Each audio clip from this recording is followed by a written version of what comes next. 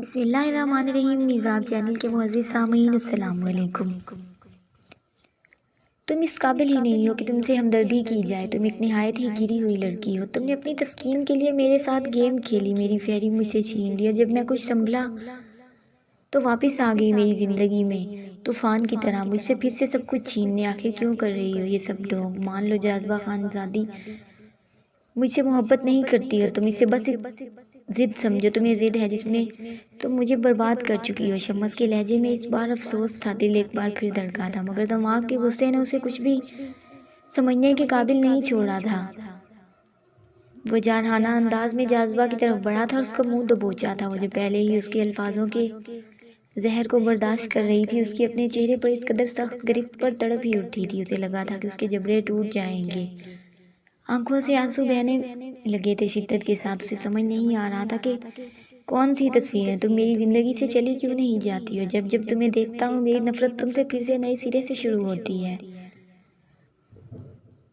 کسی کو محبت ہوتی ہے شدت سے، پر مجھے تم سے نفرت ہے شدت سے۔ تم ایک ایسی لڑکی ہو جس نے مجھے برباد کیا ہے۔ سن لو تم، ہاں تم نے مجھے برباد کیا ہے، تمہاری وجہ سے ہوا ہے سب کچھ۔ آج اس حال میں تمہاری وجہ سے ہوں میں۔ میری ہنسی تم نے چھین لی، میرا گھر تم نے برباد کیا، تم نے سب کچھ برباد کر دیا ہے، سب کچھ مجھ سے میرے جینے کی وجہ چھین لی تم نے۔ شمس نے یہ کہتے ہوئے اسے دھکا دے کر خود سے دور پھینکا تھا، اور آخری الفاظ اس نے چیخ کر کہے تھے جیسے وہ اپنے اندر کا ابال اس پر نکال رہا ہو، شاید وہ اپنے دل کی بھڑاس نکالنا چاہتا تھا۔ جاذبہ فوراً زمین سے اٹھی تھی، اسے اپنے درد سے زیادہ شمس کا درد محسوس ہو رہا تھا۔ اس کے الفاظوں میں وہ درد تھا کہ جاذبہ کو خود سے شرمندگی ہونے لگی تھی۔ اسے لگ رہا تھا شاید وہی ذمہ دار ہے، مگر تصویروں والی بات اسے سمجھ نہیں آئی تھی، اس لیے روتے ہوئے شمس کے پاس جا کر اس کا ہاتھ تھامنے لگی تھی جسے وہ جھٹکے سے دور کر گیا تھا۔ جاذبہ نے کہا تھا، میں اپنے ہر عمل کی معافی مانگتی ہوں، پر میں نے کوئی تصویریں نہیں بھیجی ہیں۔ میں نے بس آپ کا پینڈنٹ اور ایک لیٹر بھیجا تھا جس میں اپنے کیے کی معافی مانگی تھی، اور اپنا نام اور ایک نہ ملنا اور آپ کا نام ملنا قسمت کہہ کر چلی گئی تھی۔ آپ نے منع کیا تھا آپ کے سامنے۔ وہ آگے بھی کہتی کہ شمس کے مضبوط ہاتھ سے پڑنے والا تھپڑ اسے زمین پر پھینک گیا تھا۔ ایک لفظ اور نہیں جاذبہ، ایک لفظ بھی نہیں، مجھ سے جھوٹ نہ بولنا سمجھی، کیونکہ میں لمحہ نہیں لگاؤں گا تمہیں جان سے مارنے میں۔ شمس نے گھرا کر کہا تھا۔ جاذبہ کے بال شمس کے ہاتھوں میں تھے جس پر وہ سسک اٹھی تھی۔ پلیز شمس، میں سچ بول رہی ہوں، میری محبت جھوٹی نہیں ہے، وہ تڑپ کر بولی تھی۔ میں جانتا ہوں تم کیا چاہتی ہو، آج تمہاری وہ خواہش بھی پوری کر ہی دیتا ہوں، پھر میری زندگی سے چلی جانا سمجھی، ہمیشہ کے لیے، تمہیں میری زندگی سے دور، بہت دور، اتنا کہ میں تمہیں کبھی نہ دیکھ سکوں۔ شمس نے پہلے جاذبہ کے چہرے کو غور سے دیکھا تھا، پھر وہ اس کے چہرے پر غصے سے فنکارا۔ اس وقت کوئی اور ہی شمس لگ رہا تھا، جس کی آنکھیں سرخ انگارہ تھی۔ چہرے پر دنیا کی سختی لیے اس نے جاذبہ کے بالوں کو چھوڑا، اور کندھے پر پڑا دوپٹہ جو گرنے ہی والا تھا اسے اس کے وجود سے غصے سے الگ کیا تھا۔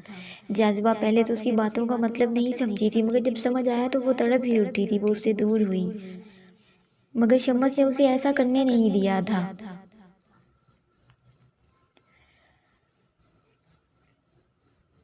اسے شمس سے خوف آ رہا تھا، اسے آج اپنی محبت پر شرمندگی ہو رہی تھی۔ جس کی پاک محبت اس کے پاک عشق کو نفس سے جوڑ رہا تھا، جس کی محبت کو نفس کی خواہش جان کر اس کے ساتھ زبردستی کرنے کی کوشش کر رہا تھا۔ پلیز شمس نہیں، جاذبہ نے روتے ہوئے کہا تھا، مگر شمس اس وقت غصے سے پاگل ہو رہا تھا۔ اسے کوئی ہوش نہیں تھا کہ وہ کیا کر رہا ہے۔ اس کا دماغ اسے بس یہ بتا رہا تھا کہ اسے آج اس لڑکی سے اپنا بدلہ ہر صورت لینا ہے، پر وہ یہ بات بھول گیا تھا کہ اگر وہ چلی گئی سب سے زیادہ تکلیف بھی اسے ہی ہوگی۔ شمس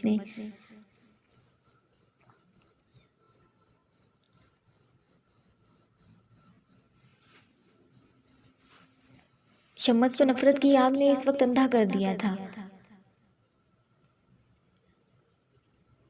جاذبہ کی مزاحمت، اس کی چیخ و پکار، سسکیاں کچھ بھی شمس پر اثر نہ کر رہی تھی۔ وہ بس اپنا غصہ اور نفرت اس پر نکال دینا چاہتا تھا۔ صبح مجھے اس گھر میں نہ دکھو، تم دفع ہو جانا، اب تو تمہاری خواہش بھی پوری ہو گئی ہے۔ ایک جھٹکے سے اسے خود سے دور پھینک کر وہ خود کروٹ بدل کر سو گیا تھا۔ جاذبہ اس کی نفرت پر رونے لگی تھی۔ اس کا دل کر رہا تھا کہ خود کو ختم ہی کر لے آج، مگر آج اسے اپنی محبت پر شرمندگی ہوئی تھی۔ کسی کیسے شخص سے وہ عشق کر بیٹھی تھی جو نفرت کے بھی قابل نہیں تھا۔ وہ سسکنے لگی تھی، اسے اپنے وجود سے گھن آ رہی تھی، آپ چاہتے ہیں چلی جاؤں میں، شمس چلی جاؤں گی اور پھر کبھی واپس نہیں آؤں گی، کبھی بھی نہیں۔ مجھے نفرت ہو رہی ہے اپنے آپ سے، پر دیکھے چاہ کر بھی نفرت آپ سے نہیں کر پا رہی ہوں میں۔ اس سے زیادہ میرا عشق کیا ہوگا کہ جس نے میری روح تک کو زخمی کر دیا ہے، مجھے اس سے نفرت بھی نہیں کرنے دے رہا۔ مگر شاید مجھے اب آپ سے محبت نہ رہے، ترس جائیں گے آپ مجھے دیکھنے کو، مگر میں نہیں آؤں گی واپس۔ یہ کہتے ہوئے جاذبہ ایک بار پھر رو دی تھی۔ قسمت اس کی بات پر کھل کر مسکرائی تھی۔ شاید بہت کچھ ابھی باقی تھا۔ ایک غلیظ انسان سے محبت کا تجربہ آپ کی زندگی کی ساری مٹھاس کو ختم کر دیتا ہے۔ آپ ہی کیا سوچ رہی ہیں؟ رانیہ نے اس کے پاس بیٹھتے ہوئے پوچھا۔ عنایہ نے ایک گہری سانس لی تھی اور بولی، کچھ نہیں، بس سمجھ نہیں آ رہا کیا کروں۔ میر مجھ سے شادی نہیں کرنا چاہتے اور میں حمزہ سے نہیں کرنا چاہتی۔ میر کتنے ڈیشنگ ہے، جبکہ حمزہ میر کا مقابلہ نہیں کر سکتا۔ آپ کیا میر بھائی سے محبت نہیں کرتی تھی؟ رانیہ نے شوق کے انداز میں پوچھا تھا۔ اسے تو لگا تھا کہ عنایہ محبت کرتی ہے میر سے، جس کی وجہ سے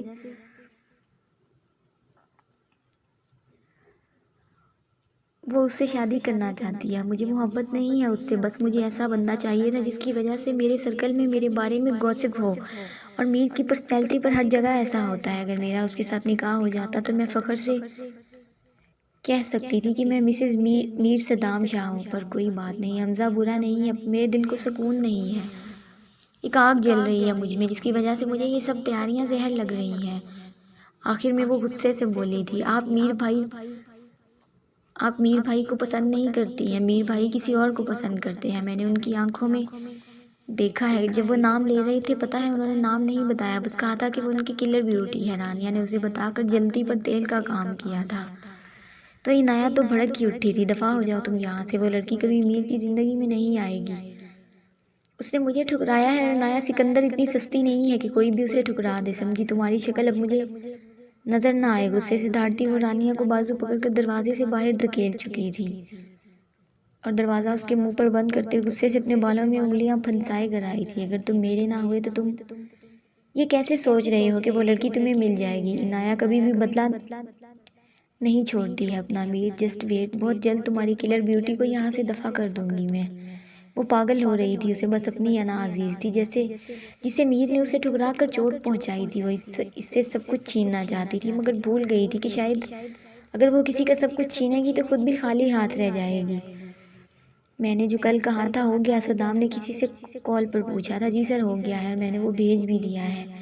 گڈ، تمہارا انعام تمہیں میرا سیکرٹری دے دے گا۔ یہ لفظ کہتے ہوئے وہ کال بند کر چکا تھا۔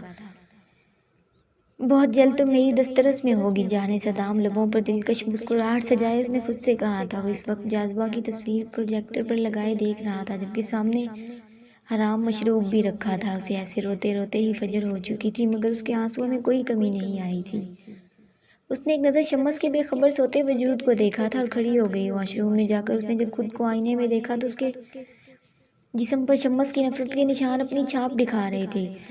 کاش یہ آپ کی محبت ہوتی تو آج میں خوش ہوتی، مگر آپ نے نفرت کی آگ میں مجھے جلا دیا ہے۔ میں پہلے ہی جل رہی تھی، آپ نے اپنی نفرت میں میری روح کو خاکستر کر دیا۔ مجھے نفرت ہے اس لمحے سے جب آپ مجھے ملے تھے، نفرت ہے اس محبت کے نام سے، عشق کے نام سے، جس نے مجھے تباہ و برباد کر دیا ہے۔ مگر دیکھیں اب بھی کتنی شان سے میرے دل میں آپ براجمان ہیں۔ کاش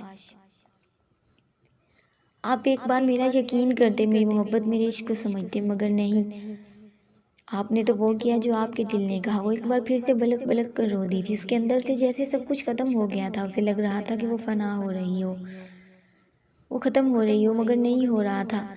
شاید اس کے جذبات ختم ہو رہے تھے، پر وہ زندہ تھی، سانس لے رہی تھی، تڑپ رہی تھی، وہ چیخ رہی تھی۔ وہ وہیں بیٹھ گئی اور شاور جلا دیا۔ سردی میں ٹھنڈے پانی سے اپنے دل پر لگے زخموں کو شاید بھرنا چاہ رہی تھی یا سکون دینا چاہتی تھی، مگر ایسا نہیں تھا۔ جب کافی دیر رو کر بھی کچھ نہ ہوا تو وہ باہر نکل آئی۔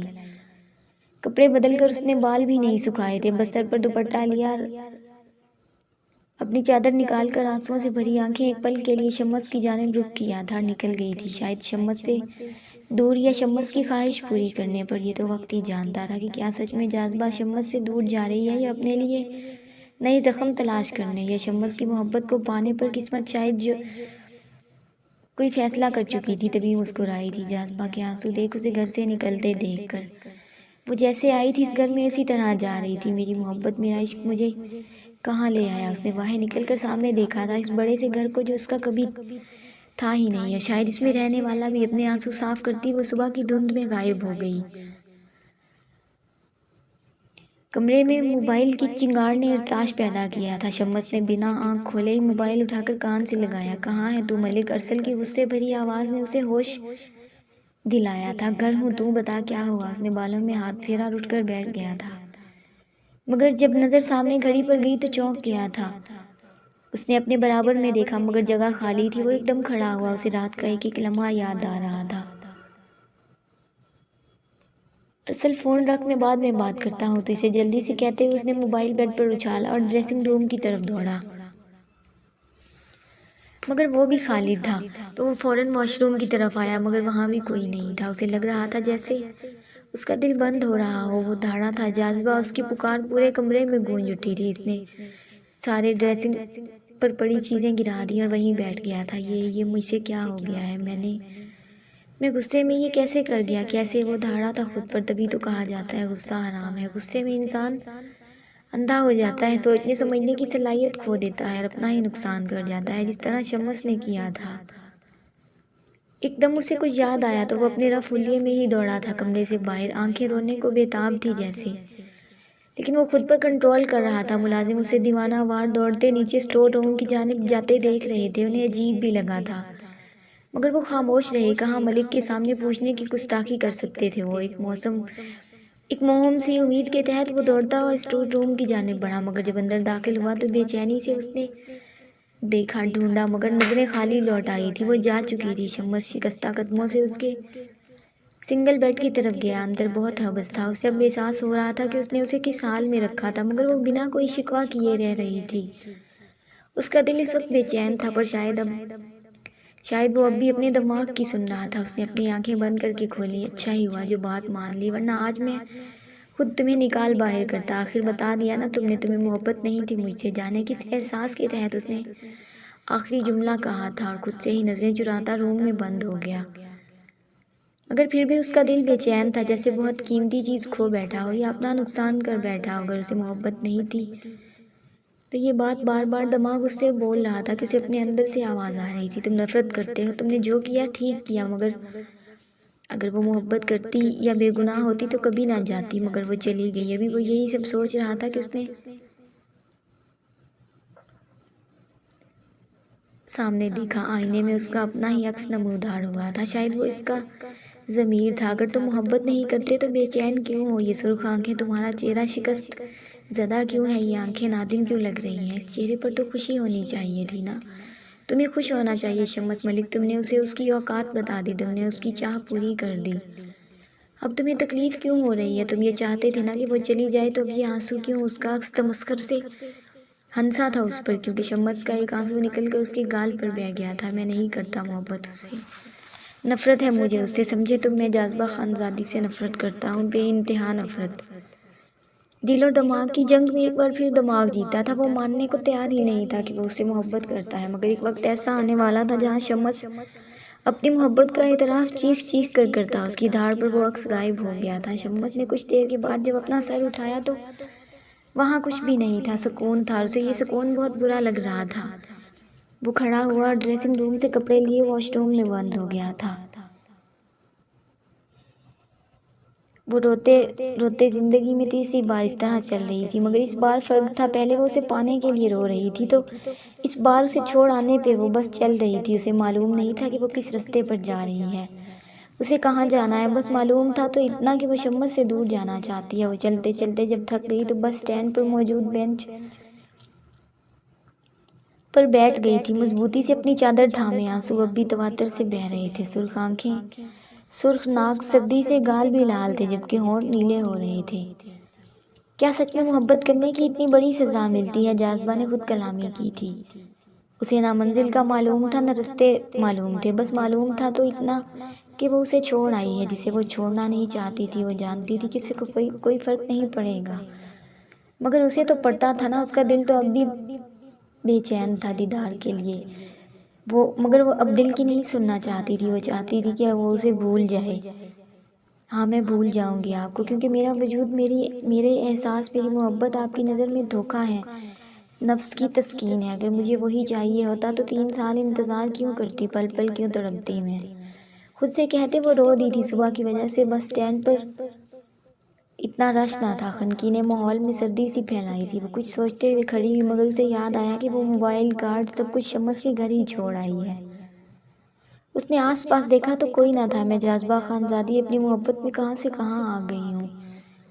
محلوں میں رہنے والی آج سڑک پر بے گھر کھڑی ہے۔ اسے خود پر رونا آیا تھا، ڈر بھی لگ رہا تھا کہ کہیں کچھ غلط نہ ہو جائے۔ کچھ سوچ کر وہ وہاں سے ایک طرف چلنے لگی۔ انکل چلیں، صدام نے ناشتے کے بعد دریاب صاحب سے کہا تھا، جو نیپکن سے منہ صاف کرتے ہوئے اٹھے۔ مگر ان کا موبائل بجا تھا، جس پر صدام کو ہاتھ سے رکنے کا اشارہ کر کے موبائل دیکھا، جہاں ان نون نمبر تھا۔ کچھ سوچ کر کال پک کی تھی۔ ہیلو ڈیڈ، روتے کپکپاتے لہجے میں جاذبہ کی آواز نے دریاب صاحب کو فریز کر دیا تھا۔ ان کا دل بری طرح سے دھڑکا تھا۔ زیبی، تم ٹھیک تو ہو؟ میرا بچہ، رو کیوں رہی ہو؟ دریاب صاحب کی آواز کانپی تھی، لڑکھڑائی تھی۔ ڈیڈ، آپ یہاں آ جائیں، مجھے ڈر لگ رہا ہے، پلیز۔ جاذبہ نے ایک جگہ کا نام بتایا اور پھر سے رونے لگی تھی۔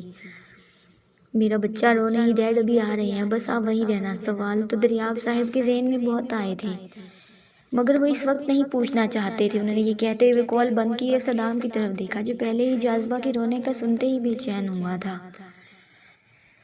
انکل، کیا ہوا؟ جینی کو پتہ نہیں۔ چلو، وہ باہر ہے اور اسے اب ڈر لگ رہا ہے، دریاب صاحب نے کہا۔ صدام نے یہ سنتے باہر کی طرف دوڑ لگائی تھی، جبکہ دریاب صاحب اس کے چہرے پر پھیلی بے چینی اور محبت دیکھ کر دل محسوس کر رہ گئے تھے۔ ان کی بیٹی نے اپنے لیے خود وہ آگ چنی تھی، اگر وہ صدام کا انتخاب کرتی تو شاید آج خوش ہوتی۔ مگر کسی نے صحیح کہا ہے کہ ہم اپنی محبت کو ترجیح دیتے ہیں اور اپنے دل کی مانتے ہیں، ضد کرتے ہیں، مگر جب احساس ہوتا ہے تو معلوم ہوتا ہے کہ ہم غلط انتخاب کر چکے ہیں، اور ایک غلط انتخاب ہماری ساری زندگی خراب کر دیتا ہے۔ شاید جاذبہ نے غلطی کی تھی، پر دیکھا جائے تو وہ غلطی نہیں تھی، وہ تو خود مجبور تھی اپنے جذبات کے آگے، دل کے آگے۔ وہ غلط نہیں تھی، اس کی محبت بھی غلط نہیں تھی، بس غلط تو شمس نے کیا تھا اس کے ساتھ۔ غلط تو وقت تھا جو اس کی زندگی میں آزمائش لایا تھا، جس کی زندگی میں تکلیف لایا تھا، مگر وقت کا کام ہی گزرنا ہے جو وہ کر رہا تھا، مگر اپنے پیچھے درد کے ایسے عکس چھوڑ کر روحوں پر نقش کر کے جاری ہے۔ دوستوں، امید ہے آپ کو ویڈیو پسند آئے گی۔ اگر ویڈیو اچھی لگے جسے لائک اور اپنے دوستوں کے ساتھ شیئر لازمی کریں، اور اگر آپ میرے چینل پر نئے ہیں تو چینل کو سبسکرائب کریں اور ساتھ میں لگے گھنٹی کے بٹن کو ضرور دبائیں، تاکہ ہر نئی ویڈیو کا نوٹیفیکیشن آپ دوستوں تک سب سے پہلے پہنچ سکے۔ ملتے ہیں نیکسٹ ایپیسوڈ میں، تب تک کے لیے اپنا خیال رکھیں اور دعاؤں میں یاد رکھیں۔ اللہ حافظ۔